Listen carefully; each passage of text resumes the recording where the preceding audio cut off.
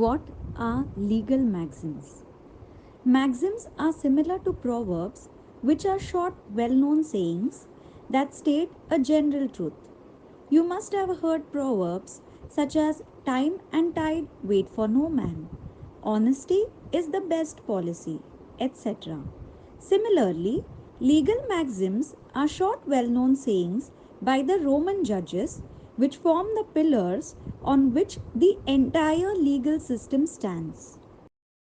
These maxims are in Latin language and are known as first principles of law, as they are basic propositions or assumptions that cannot be deduced from any other proposition or assumption. Legal maxims are well established principles of law.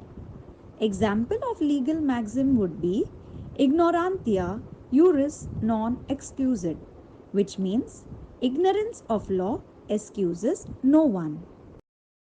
Though Latin as a language is not in use like the way it was in the past, but yet Latin maxims are still useful, relatable, and effective even today. Thank you for watching this video. Do subscribe this channel to learn more about law.